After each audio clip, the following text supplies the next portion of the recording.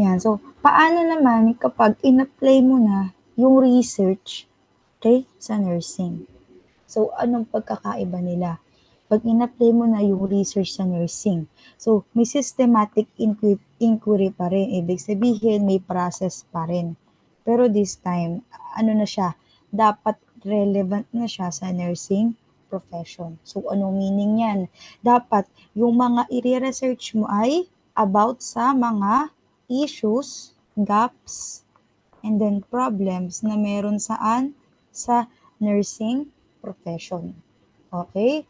So, kanina yung research ay systematic inquiry lang. Diba? To gain or expand knowledge and to answer questions. Pero this time, pag nursing research na, dapat systematic inquiry. Okay? Pero yung topic mo about na sa nursing profession. Bakit? Ano ba ang goal ng nursing research? Para i-improve ang nursing practice. At hindi lang yan, para i-improve ang patient care.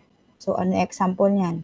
So, ano ba example ng magandang nursing research ngayon? So, halimbawa, yung ating MPACS. Okay?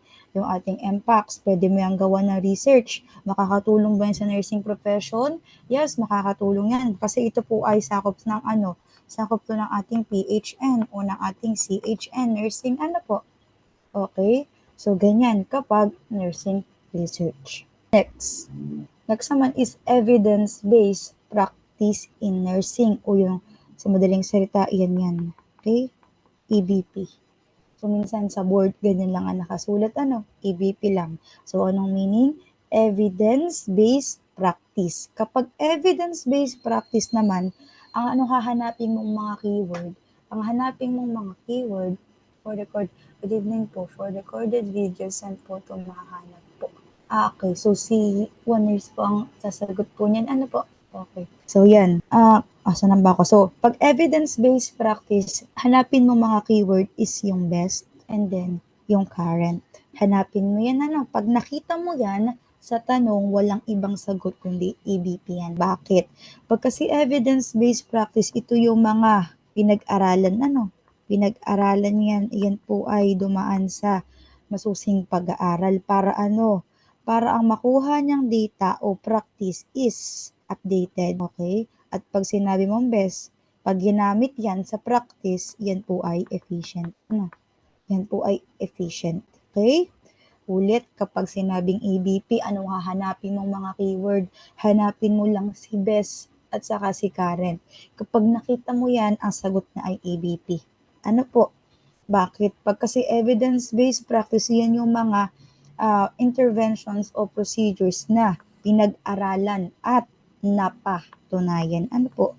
Okay? Napatunayan. So, kapag ginamit mo sila, updated sila, and at the same time, efficient ang mabibigay nila sa'yo. Efficiency ang mabibigay nila sa'yo. Okay? So, EBP yun. So, ano example nito? So, halimbawa, example nito ay yung unang yakap. Iyan po ay EBP. Ano po ang ating unang yakap? So, na-discover nila na hindi na pala necessary na kailangan NPO ang pasyente pag manganganak o pag naglilibor. Okay? Na-discover nila na hindi na pala kailangan mag-shave, hindi na pala kailangan ng routine IV o kaya ng routine episiotomy. Hindi na pala yan kailangan.